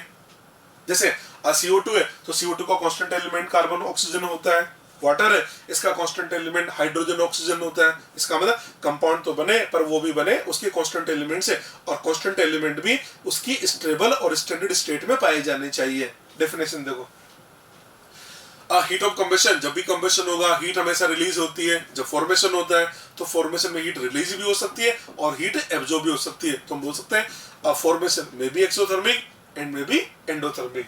चलिए जी, एंडो या एक्सो में से कुछ भी हो सकता है, और combustion is always exothermic. Definition देखें, अमाउंट ऑफ हीट इवोल्व्ड और एब्जॉर्ब्ड, ध्यान समझना, हीट इवोल्ड भी हो सकती है और हीट एब्जॉर्ब भी हो सकती है। अमाउंट ऑफ हीट इवोल्ड और absorbed when 1 mole of compound is formed, 1 mole of compound is formed from its constituent element which are in their stable and standard state known as heat of formation। मतलब 1 मोल compound का formation होना चाहिए और उसका formation उसके constituent element से होना चाहिए और उसके कॉन्स्टिट्यूएंट एलिमेंट भी स्टेबल और स्टैंडर्ड स्टेट में होने चाहिए। तो इस फिनोमिना में जो भी हीट इवोल्व होगा या जो भी हीट एब्जॉर्ब होता है उसको बोल दिया जाता है हीट ऑफ फॉर्मेशन। एग्जाम्पल से बात करते हैं, ठीक है। एग्जांपल फर्स्ट ले रहा हूं मैं, formation reaction of CO2 gas. अब मैं आपको CO2 गैस की फॉर्मेशन की रिएक्शन लिखना सिखाता हूं। मैंने 3 रिएक्शन लिखी, इन तीनों में से हम देखेंगे कौन फॉर्मेशन की रिएक्शन है और कौन फॉर्मेशन की रिएक्शन नहीं है। फर्स्ट हमने लिखा carbon graphite solid plus O2 gas से CO2 गैस बना दिया। Second carbon diamond solid plus O2 gas से मैंने CO2 गैस बना दिया। थर्ड मैंने carbon monoxide gas plus half O2 से CO2 गैस बना दिया, ठीक है। अब CO2 का फॉर्मेशन का मतलब 1 मोल प्रोडक्ट में होना चाहिए, वो तो तीनों के अंदर है। तो रिएक्टेंट में क्या होना चाहिए, एलिमेंट। अब एलिमेंट CO2 का एलिमेंट कार्बन ऑक्सीजन, तो फर्स्ट में भी कार्बन ऑक्सीजन, सेकंड में भी कार्बन ऑक्सीजन, हाँ थर्ड में कार्बन मोनोऑक्साइड है, तो थर्ड वाला तो फॉर्मेशन हो नहीं सकता, ठीक है। अब फर्स्ट सेकंड में भी देखना कौन सा होगा। अभी क्या बोला, जो कांस्टेंट एलिमेंट है वो आपके स्टेबल स्टेट में होने चाहिए, और आपको समझाया था ना कार्बन के इलेक्ट्रोप होते हैं ग्रेफाइट डायमंड, उसमें से मोर स्टेबल होता है ग्रेफाइट, इसका मतलब मोस्ट स्टेबल तो ग्रेफाइट होगा ना। तो फॉर्मेशन की रिएक्शन ये ग्रेफाइट वाला बताएगा, डायमंड भी नहीं बताएगा। इन तीनों में से देखा जाए तो CO2 की फॉर्मेशन की रिएक्शन केवल ये फर्स्ट नंबर की है, सेकंड और थर्ड CO2 की फॉर्मेशन की रिएक्शन नहीं होती है। समझ में आ गई बात।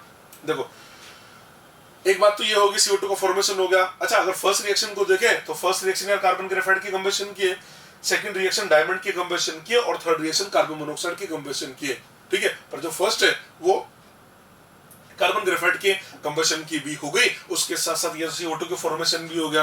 तो अपन ऐसे बोल सकते हैं ना कि जो CO2 का स्टैंडर्ड हीट ऑफ फॉर्मेशन होगा वही कार्बन ग्रेफाइट का स्टैंडर्ड हीट ऑफ कंबशन होगा। तो इस बात का ध्यान रखना, कार्बन ग्रेफाइट का स्टैंडर्ड हीट ऑफ कंबशन और CO2 का स्टैंडर्ड हीट ऑफ फॉर्मेशन दोनों सेम होते हैं। ये मैंने लिख भी दिया, ये लिखा देखो, standard heat of combustion of carbon graphite is equal to standard heat of formation of CO2 gas. इस पॉइंट को ध्यान रखना, ये आपके क्वेश्चन वगैरह सोल्व करने में भी काम आएगा। क्या पॉइंट है, CO2 का स्टैंडर्ड हीट ऑफ फॉर्मेशन और कार्बन ग्रेफाइट का standard heat of combustion same होता है। हाँ आप ऐसे नहीं बोल सकते CO2 का फॉर्मेशन और कार्बन डायमंड का कंबशन सेम होता है, नहीं ये सेम नहीं है, क्योंकि सेकंड वाली डायमंड के कंबशन की रिएक्शन तो है पर CO2 की फॉर्मेशन की नहीं है। पर जबकि जो फर्स्ट वाली रिएक्शन है वो कार्बन ग्रेफाइट का कंबशन भी है और CO2 का फॉर्मेशन भी है, तो दोनों की हीट भी सेम ही होती है, ठीक है। ये मैंने आपको फर्स्ट एग्जांपल ले लिया, formation reaction of CO2 gas. Second example ले रहा हूं, formation reaction of H2O liquid. अब मैं आपको H2O लिक्विड के फॉर्मेशन की रिएक्शन लिखना सिखाता हूं। 3 रिएक्शन लिखी मैंने। Number 1 H2 gas plus half O2 gas से H2O लिक्विड बना दिया। Second 2H2 gas plus O2 gas से 2H2O लिक्विड बना दिया। एक मैंने लिख दिया H plus aqueous plus OH minus aqueous से H2 लिक्विड बना दिया।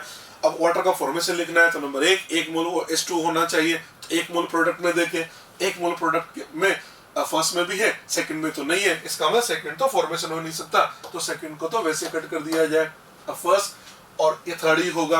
अब आपसे क्या बोला कि बनना किससे चाहिए, कांस्टेंट एलिमेंट से। H2 का कांस्टेंट एलिमेंट H2 और O2 होता, ना कि H प्लस और OH माइनस, का मतलब ये भी फॉर्मेशन नहीं होगा। तो फॉर्मेशन की रिएक्शन होगी केवल और केवल ये फर्स्ट नंबर वाली, ठीक है। इस रिएक्शन को देख के क्या बोल सकते हैं, ये वाटर के फॉर्मेशन की रिएक्शन है। उसके साथ साथ बेटा जी ये तो हाइड्रोजन के कंबशन की रिएक्शन भी तो है। तो फिर से हम बोल सकते हैं कि हाइड्रोजन का स्टैंडर्ड हीट ऑफ कंबशन और H2 का स्टैंडर्ड हीट ऑफ फॉर्मेशन दोनों सेम होंगे। रिजल्ट लिखा मैंने, standard heat of formation of H2O liquid is equal to standard heat of combustion of hydrogen। याद रख लेना, हाइड्रोजन का स्टैंडर्ड हीट ऑफ कंबशन और H2O का स्टैंडर्ड हीट ऑफ फॉर्मेशन ये दोनों भी सेम होते हैं। क्वेश्चन सॉल्व करने में ये हमारी हेल्प करेंगे, ठीक है जी।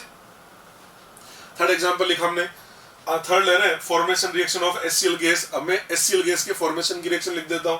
मैंने 3 रिएक्शन लिखे। Number 1 H gas plus Cl gas से HCl गैस बना दिया। नंबर 2 H2 प्लस Cl2 से मैंने 2HCl गैस बना दिया। नंबर 3 1/2 H2 प्लस 1/2 Cl2 से मैंने HCl गैस बना दिया। HCl का फॉर्मेशन हो तो नंबर 1 HCl का 1 मोल होना चाहिए प्रोडक्ट में, तो सेकंड तो हो ही नहीं सकता। ये लीजिए, अब आंसर फर्स्ट से थर्ड में से देना है। आपसे क्या बोला, 1 मोल बनना चाहिए और रिएक्टेंट में कांस्टेंट एलिमेंट होने चाहिए, और HCl का एलिमेंट होता है H2 एंड Cl2, ना कि H और Cl। कांस्टेंट एलिमेंट का मतलब जिस फॉर्म में ये रूम टेम्परेचर पर पाया जाता है और हाइड्रोजन H2 के फॉर्म में पाया जाता है, ना कि H की फॉर्म में। इसका मतलब फर्स्ट नहीं होगा फॉर्मेशन की रिएक्शन बनने की, ये थर्ड, तो थर्ड बन जाएगा एसिल का फॉर्मेशन का रिएक्शन। ठीक है जी, नेक्स्ट पॉइंट देखिए, एग्जांपल की बात कर रहे हैं। फोर्थ एग्जांपल ले लिया हमने, formation reaction of benzene, benzene का फॉर्मेशन। दो रिएक्शन लिखी, तीन रिएक्शन लिख दिए मैंने। एक तो एसिटिलीन है, इसका ट्राइमराइजेशन करा के बेंजीन बना दिया। सेकंड के अंदर 6 carbon graphite solid plus 3s2 gas से C6H6 लिक्विड बना दिया। Next 6 carbon diamond solid plus 3s2 gas से हमने C6H6 लिक्विड बना दिया। अब इसमें देखा जाए तो बेंजीन का फॉर्मेशन सब में 1 मोल है, पर एलिमेंट से बनना चाहिए, तो फर्स्ट तो हो नहीं सकता। एलिमेंट सेकंड थर्ड के अंदर रखे, पर एलिमेंट भी स्टेबल वाले होने चाहिए, यानी ग्रेफाइट से लिखा जाएगा, डायमंड से नहीं लिखा जाएगा। ठीक है, अब अभी तक तो क्या हो रहा था, हम 2-3 रिएक्शन लिख रहे थे और उसमें से देख रहे थे कौन से फॉर्मेशन की रिएक्शन है। अब हम ऐसा नहीं कर रहे, अब हम डायरेक्टली फॉर्मेशन की रिएक्शन लिखना सिखा देते हैं। अब मैं फिफ्थ आपको बता रहा हूँ, मीथेन का फॉर्मेशन। तो क्या काम करें, जिसका भी फॉर्मेशन लिखना हो उसका 1 मोल सबसे पहले प्रोडक्ट में लिखो, तो मीथेन का 1 मोल प्रोडक्ट में लिख दिया। अब रिएक्टेंट में क्या लिखेंगे, इसके एलिमेंट, अब मीथेन का element carbon graphite plus 2H2, ये लीजिए मीथेन की फॉर्मेशन। मेरे को लिखना है अमोनिया के फॉर्मेशन की रिएक्शन, तो सबसे पहले अमोनिया का 1 मोल प्रोडक्ट में लिख दिया है। रिएक्टेंट में क्या लिखूंगा, अमोनिया में एक तो नाइट्रोजन है N2, और तो लिखा जाएगा 1/2 N2 प्लस 3/2 H2, ये अमोनिया के फॉर्मेशन की रिएक्शन होगी। मेरे को लिखना है N2O3 के फॉर्मेशन की रिएक्शन, तो 1 मोल N2O3 प्रोडक्ट में लिखूंगा। रिएक्टेंट में क्या लिखूंगा, N2 gas plus O3 gas मत लिखना, क्योंकि स्टेबल O3 नहीं है, स्टेबल तो O2 होता है, इसमें लिखा जाएगा 3/2 O2। यहाँ पर बच्चे लोग गड़बड़ क्या करते हैं, लिख देते हैं N2 प्लस O3, O3 नहीं आएगा, लिखना क्या है, जो स्टेबल होता है, और ऑक्सीजन की स्टेबल स्टेट होती है O2, ना कि O3। ये हमने आपको फॉर्मेशन की रिएक्शन लिखना सिखा दिया। ठीक है, चलिए आगे बढ़ते हैं। यहाँ कुछ इंपॉर्टेंट पॉइंट है। इंपॉर्टेंट पॉइंट नंबर 1 ये बोलते हैं, ये जितने भी स्टेबल और फ्री एलिमेंट होते हैं, जितने भी स्टेबल और फ्री एलिमेंट होते हैं, इन सबकी स्टैंडर्ड फ्री एनर्जी, या जितने भी स्टेबल और फ्री एलिमेंट होते हैं, इन सबका standard heat of formation 0 consider किया गया है, टेकन टू बी 0। पॉइंट लिखा हमने, standard heat of formation of all stable and free element is taken to be 0। जितने भी हमारे स्टेबल और फ्री एलिमेंट है, जितने भी हमारे स्टेबल और फ्री एलिमेंट है, उन सबका स्टैंडर्ड हीट ऑफ फॉर्मेशन हमने 0 मान लिया। आया नहीं कैसे, इसको हमने 0 अज्यूम कर लिया। हम ऐसा हो सकता है H2 gas, O2 gas, N2 gas, Cl2 gas, Br2 liquid, क्योंकि स्टेबल फॉर्म ब्रोमीन की लिक्विड होती है, आयोडीन की I2 सॉलिड होती है, और कार्बन की तो बता दिया कार्बन ग्रेफाइट सॉलिड। इन सब के लिए स्टैंडर्ड हीट ऑफ फॉर्मेशन होता है 0। ठीक है, तो ध्यान रखना, जितने भी स्टेबल और फ्री एलिमेंट होते हैं, उन सबका स्टैंडर्ड हीट ऑफ फॉर्मेशन लिया जाता है 0। एक नोट तो ये हो गया। एक और नोट देखिए, second note, standard enthalpy of formation of compound, standard enthalpy of formation of compound is equal to standard enthalpy of that compound। ये बोल रहा है कि कोई कंपाउंड है, उस कंपाउंड का जो स्टैंडर्ड एंथैल्पी ऑफ फॉर्मेशन है, वही उस कंपाउंड की स्टैंडर्ड एंथैल्पी होती है। इसको मैं एक एग्जांपल सब लेके समझा देता हूँ। मैंने एग्जांपल ले लिया मीथेन का फॉर्मेशन। मैंने सबसे पहले मीथेन की फॉर्मेशन की रिएक्शन लिखी। ये मीथेन का 1 mole carbon graphite solid plus 2H2 gas बनता है। ये रिएक्शन मीथेन की फॉर्मेशन की है। इसका मतलब जो भी इस रिएक्शन का डेल्टा H होगा, उसको बोल दिया जाएगा मीथेन का हीट ऑफ फॉर्मेशन। ये लिखा मैंने, डेल्टा H नोट, इस रिएक्शन का जो भी डेल्टा H नोट है, उसको बोल दिया जाता है मीथेन का स्टैंडर्ड हीट ऑफ फॉर्मेशन। ये तो मेरे रिएक्टेंट हो गए, ये मेरे प्रोडक्ट हो गए। रिएक्टेंट कार्बन ग्रेफाइट और H2 है, ये एलिमेंट और स्टेबल स्टेट में। इसका मतलब एंथैल्पी ऑफ रिएक्टेंट, तो स्टैंडर्ड एंथैल्पी ऑफ रिएक्टेंट तो 0 हो जाएगा। हाँ, प्रोडक्ट की बात करें, प्रोडक्ट में मीथेन है, एलिमेंट नहीं कंपाउंड है, तो जो प्रोडक्ट है Hp नोट, ये तो 0 नहीं होगा ना। मैंने आपसे बोला था रिएक्शन चाहे एंडो हो या एक्सो, डेल्टा H हमेशा Hp - HR होता है। डेल H लिखना है, इस रिएक्शन का डेल्टा H लिखना है। R4 रिएक्शन का डेल्टा H लिखना है, तो क्या लिखूंगा, Hp note - HR note, delta H note R। तो R का मतलब रिएक्शन का डेल्टा H, इसको लिख दिया मैंने, ये इसको तो ये लिख दिया standard heat of formation methane. इसकी जगह तो मैंने ये लिख दिया, ये standard heat of formation of methane equal to Hp naught. P का मतलब प्रोडक्ट है, प्रोडक्ट तो मीथेन है, इसके जगह H नोट, और मीथेन, ये मीथेन लिख दिया है, minus HR note R reactant. और अभी भी बोला ना रिएक्टेंट की एंथैल्पी तो 0 है, ये तो यार 0 हो गया, तो इसकी जगह 0 कर दिया, तो हमारे पास रिलेशन आ गया। अब मीथेन का स्टैंडर्ड हीट ऑफ फॉर्मेशन और मीथेन की स्टैंडर्ड एंथैल्पी दोनों इक्वल है। तो एक कंपाउंड मेरा मीथेन है, तो मैंने इसको देख के नहीं लग रहा कि मीथेन का स्टैंडर्ड एंथैल्पी और मीथेन का standard heat of formation same होता है। तो नोट भी तो हमने ये लिखा कि किसी कंपाउंड का स्टैंडर्ड एंथैल्पी किसी कंपाउंड का जो स्टैंडर्ड हीट ऑफ फॉर्मेशन होता है वही उस कंपाउंड की स्टैंडर्ड एंथैल्पी होती है। ये तो लिखा है, standard enthalpy of formation of compound is equal to standard enthalpy of that compound. यानी मैं ये बोलना चाह रहा हूं कि मान लो क्वेश्चन ऐसा आया, आपको ऐसा बोला गया ये इस कंपाउंड की स्टैंडर्ड हीट ऑफ फॉर्मेशन है, या इसको ऐसे भी बोल सकता है ये इस कंपाउंड की स्टैंडर्ड एंथैल्पी है, क्योंकि जो कंपाउंड की स्टैंडर्ड एंथैल्पी होती है वही उस कंपाउंड का स्टैंडर्ड हीट ऑफ फॉर्मेशन होता है। क्वेश्चन सोल्व करते समय काम आएगा, पॉइंट याद कर लेना, ठीक है। चलिए हीट ऑफ फॉर्मेशन की डेफिनेशन बताएं, अब इसकी एप्लीकेशन की बात करता हूं। तो मैंने लिखा application of heat of formation. Heat of formation का एप्लीकेशन बताते हैं। हीट ऑफ कंबशन के मैंने दो एप्लीकेशन बताए थे, एक तो कैलोरीफिक वैल्यू कैलकुलेट करना और दूसरा बताता है हीट ऑफ रिएक्शन कैलकुलेट करना। पर ये जो हीट ऑफ फॉर्मेशन उसका केवल एक ही एप्लीकेशन है, हीट ऑफ रिएक्शन कैलकुलेट करना। ये एप्लीकेशन उसका भी है और ये एप्लीकेशन इसका भी। मतलब हीट ऑफ रिएक्शन हम चाहे तो हीट ऑफ कंबशन की हेल्प से भी निकाल सकते हैं और हम चाहे तो हीट ऑफ फॉर्मेशन की हेल्प से भी निकाल सकते हैं। जिसकी एप्लीकेशन लिखी हमने, to determine standard enthalpy of reaction delta H R, delta H R, ठीक है। तो फॉर्मूला क्या लिखा, किसी भी रिएक्शन का डेल्टा एच निकालना है और आपको हीट ऑफ फॉर्मेशन दे रखे तो फॉर्मूला बना दिया, डेल्टा एच इक्वल टू होता है summation of heat of formation of all product minus summation of heat of formation of all reactant. तो आपने देखा हमको किसी रिएक्शन का डेल्टा एच लाना था और उसका डेल्टा एच लाने के लिए उसके जितने भी रिएक्टेंट प्रोडक्ट है सबके हीट ऑफ फॉर्मेशन दे रखे हैं। तो क्या करेंगे, उसके जितने भी प्रोडक्ट है उन सबके हीट ऑफ फॉर्मेशन को ऐड करना है, उसमें से रिएक्टेंट का हीट ऑफ फॉर्मेशन माइनस करना है। हाँ, अगर मान लो ऐसा कि रिएक्शन के अंदर रिएक्टेंट प्रोडक्ट की हीट ऑफ कंबशन दे रखे हो जो भी लिया था थोड़ी देर पहले, हीट ऑफ कंबशन दे रखे हो, अभी जो फॉर्मूला लिखा था उसी को वापस लिख देता हूं। अगर हीट ऑफ कंबशन दे रखे हैं तो क्या बताया था, उसके जो रिएक्टेंट है उसके जो रिएक्टेंट है सभी रिएक्टेंट का हीट ऑफ कंबशन आप ऐड करें और उसमें से आप प्रोडक्ट के हीट ऑफ कंबशन को माइनस कर दीजिए। आप देख सकते हैं रिएक्टेंट माइनस प्रोडक्ट और प्रोडक्ट माइनस रिएक्टेंट, गड़बड़ नहीं होनी चाहिए, उल्टा लिखा हुआ है। यहाँ प्रोडक्ट माइनस रिएक्टेंट है और यहाँ रिएक्टेंट माइनस प्रोडक्ट है। ऐसा क्यों करते हैं इसका रीजन मैं आपको बता दूंगा, अभी केवल इतना याद कर लीजिए। अगर किसी रिएक्शन का डेल्टा एच निकालना है और सभी रिएक्टेंट प्रोडक्ट के हीट ऑफ कंबशन दे रखे हैं तो रिएक्टेंट के हीट ऑफ कंबशन में से प्रोडक्ट का हीट ऑफ कंबशन माइनस करना है। बात को ध्यान से सुन लेना। दूसरा, किसी रिएक्शन का डेल्टा एच निकालना है और आपको उसके जो रिएक्टेंट प्रोडक्ट है उनका हीट ऑफ फॉर्मेशन दे रखा है तो प्रोडक्ट के हीट ऑफ फॉर्मेशन को ऐड करके उसमें से रिएक्टेंट का हीट ऑफ फॉर्मेशन माइनस करना होता है, ठीक है। अब इसका लॉजिक क्या है ये मैं आपको हेस लॉ से एक्सप्लेन कर दूंगा, अभी आप रिजल्ट याद कर लीजिए। चलिए जी, क्वेश्चन लिया हमने।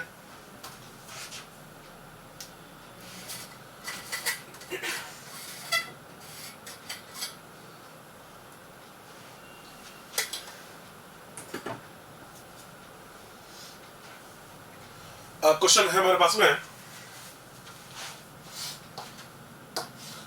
when 6 gram of carbon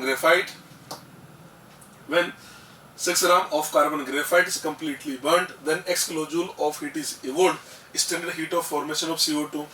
मैंने सबसे पहले क्या किया, कार्बन ग्रेफाइट है, कार्बन ग्रेफाइट के कंबशन की रिएक्शन लिखिए, ये कार्बन ग्रेफाइट की कंबशन की रिएक्शन लिखिए, ठीक है। देखिए हमसे बोला जा रहा है 6 ग्राम कार्बन ग्रेफाइट का कंबशन करवाया, 6 ग्राम से हीट कितनी मिली, x किलोजूल। तो सबसे पहले तुम्हें कार्बन ग्रेफाइट जो है, सबसे पहले तुम्हें ये जो कार्बन ग्रेफाइट है इस कार्बन ग्रेफाइट का हीट ऑफ कंबशन निकाल लेता हूँ। हीट ऑफ कंबशन का मतलब वो हीट जो 1 मोल से मिले, तो 6 ग्राम पे हीट रिलीज हो रही x, तो 12 ग्राम पे क्या होगी, तो डबल हो जाएगी ना, और ई वोल्ट है तो माइनस तो लगाना ही है, तो ये बन जाएगा minus 2x kilojoule per mole. ये मैंने क्या निकाल लिया, ये मैंने कार्बन का हीट ऑफ कंबशन निकाल लिया। इस रिएक्शन को देख के क्या पता लग रहा है, कार्बन ग्रेफाइट का हीट ऑफ कंबशन और CO2 के फॉर्मेशन की रिएक्शन तो सेम है। इसका मतलब जो कार्बन ग्रेफाइट का हीट ऑफ कंबशन आएगा वही तो फिर हमारे CO2 का स्टैंडर्ड हीट ऑफ फॉर्मेशन हो जाएगा। तो आंसर क्या देंगे, CO2 का स्टैंडर्ड हीट ऑफ फॉर्मेशन हो जाएगा माइनस 2x किलोजूल पर मोल। लीजिए फोर्थ आंसर आ जाएगा। वो नोट लिखवाया था, मैंने एक रिजल्ट बताया था कि CO2 का स्टैंडर्ड हीट ऑफ फॉर्मेशन और कार्बन ग्रेफाइट का हीट ऑफ कंबशन सेम होता है, और आपसे बोला था ना क्वेश्चन वगैरह सोल्व करने में काम आता है, तो मैंने उसी कंसेप्ट पे ये क्वेश्चन बना दिया है। समझ में आया क्वेश्चन। तो हमने सबसे पहले क्या किया, कार्बन ग्रेफाइट का हीट ऑफ कंबशन निकाल लिया, और हमें पता है जो कार्बन ग्रेफाइट का हीट ऑफ कंबशन होता है वही CO2 का फॉर्मेशन, और इसने पूछा भी CO2 का फॉर्मेशन, हमने टिक लगा दिया है। ये लीजिए आंसर आ जाएगा। समझ में आ गया। तो ऐसे क्वेश्चन आते हैं, कई बार क्या करेगा, ये आपको CO2 का फॉर्मेशन देके कार्बन ग्रेफाइट का कंबशन पूछ लेगा, तो कंसेप्ट एकदम क्लियर होना चाहिए। अगला क्वेश्चन, इसी कंसेप्ट पे एक और क्वेश्चन बना दिया, calorific value of hydrogen is x kilojoule per gram, heat of formation of water. देखो ये मैंने हाइड्रोजन की कंबेशन की रिएक्शन लिखी, H2 gas plus 1/2 O2 gas, इससे हमने ये H2 लिक्विड बना दिया है। आपको कैलोरीफिक वैल्यू दे रखी है, कैलोरीफिक वैल्यू का 1 ग्राम का दे रखा है, तो हीट ऑफ कंबेशन क्या होगा 1 मोल, हाइड्रोजन का 1 मोल का मतलब 2 ग्राम। तो मैं सबसे पहले तो ये जो हाइड्रोजन दे रखा है, इस हाइड्रोजन का हीट ऑफ कंबेशन निकाल लेता हूँ। इसको देख के पता लगा हाइड्रोजन का हीट ऑफ कंबेशन आ जाएगा -2x किलोजूल पर मोल। अरे कैलोरीफिक वैल्यू का मतलब 1 ग्राम का होता है और हीट ऑफ कंबेशन 1 मोल के लिए होता है, हाइड्रोजन का 1 मोल का मतलब 2 ग्राम होता है, तो 1 ग्राम पे हीट निकल रही है x। कैलोरीफिक वैल्यू तो हीट तो इवोल्ड ही है ना, तो कैलकुलेशन करते समय तो साइन से रखना पड़ेगा, तो हीट ऑफ कंबेशन तो -2x किलोजूल पर मोल आ गया। और आपको बताया था या इस रिएक्शन को देख के भी पता लग रहा है हाइड्रोजन का हीट ऑफ कंबेशन और वाटर का फॉर्मेशन सेम होता है, तो जो हमारे पास हाइड्रोजन का कंबेशन आ गया वही मेरे वाटर का फॉर्मेशन भी बन गया। तो इस क्वेश्चन का आंसर दे दिया जाता है -2x किलोजूल पर मोल। ये दोनों क्वेश्चन मैंने कंसेप्ट बेस्ड क्वेश्चन बनाए, वो जो कंसेप्ट आपको बताया था उसी कंसेप्ट को और अच्छे से करने के लिए ये दोनों क्वेश्चन सोल्व करें। ठीक है, एक और क्वेश्चन लिया मैंने, next, at 27 degree Celsius when 7.8 gram of benzene is completely burned in bomb calorimeter, then 327 kilojoule of it is evolved. ठीक है, calculate number 1 heat of combustion of benzene at constant volume, मतलब delta E. Second, heat of combustion of benzene at constant pressure 27, मतलब delta S निकालना, तो पहले तो delta E निकाल लेते हैं। आपसे बोला था बॉम्ब कैलोरीमीटर एक क्लोज कंटेनर है, वॉल्यूम कांस्टेंट होता है, तो अपन ऐसे बोल सकते हैं ना, ये हमने सबसे पहले तो बात करी बॉम्ब कैलोरीमीटर के बारे में। ये बॉम्ब कैलोरीमीटर का मतलब वॉल्यूम कांस्टेंट है, और ये क्या बोल रहा है 7.8 ग्राम जो बेंजीन है, 7.8 ग्राम बेंजीन पे हीट रिलीज होती है, 327 रिलीज हो रही है ना, तो माइनस लगाना पड़ेगा। तो 1 मोल पे क्या रिलीज होगी, 1 मोल का मतलब 1 मोल बेंजीन का मतलब 78 ग्राम, तो यह जाता है -3270 किलोजूल। तो कुल मिला के बात ये, इसका जो हीट ऑफ कंबशन है कांस्टेंट वॉल्यूम पर, ये तो बन गया -3270 किलोजूल पर मोल। या बोल सकते हैं ये तो डेल्टा ही आ गया, ये तो फर्स्ट आंसर आ गया। ठीक है, सेकंड डेल्टा एच पूछ रहा है, तो उसके लिए आपको बेंजीन का कंबशन लिखना पड़ेगा। बेंजीन का कंबशन ये लीजिए, C6H6 लिक्विड 27 डिग्री है ना, प्लस 15/2 O2 गैस, इससे बना देते हैं हम 6CO2 गैस प्लस 3H2O, ये लिक्विड बना दिया है। बैलेंस है, हम इसका डेल्टा एनजी निकाल लेते हैं। ये लीजिए डेल्टा एनजी निकालें, प्रोडक्ट के गैसेस मोल वो हमारे पास है 6 माइनस रिएक्टेंट का गैसेस मोल, तो ये बन जाता है 17/2 नहीं 15/2। बेंजीन तो लिक्विड है, ये -3/2 आ गया। आपको डेल्टा एच लाना, फॉर्मूला लगा देते हैं, डेल्टा एच इक्वल टू होता है delta E plus del N G R T. Del E की बात करें, डेल ई हमारे पास है -3270, del N G -3/2 R into T kilojoule, और 27 डिग्री पे इसको हमने 2.5 ले लिया है, तो इसको सोल्व कर दिया, बन जाता है -3270। इसको सोल्व करें तो ये आपके पास आता है 2.5 का 3 टाइम्स बनेगा, 3 2 जा 6, 7.5। 7.5 का हम अगर हाफ करें 7. ये बन जाता है 3.75। इसको सोल्व करें तो आंसर आता है माइनस, आंसर है माइनस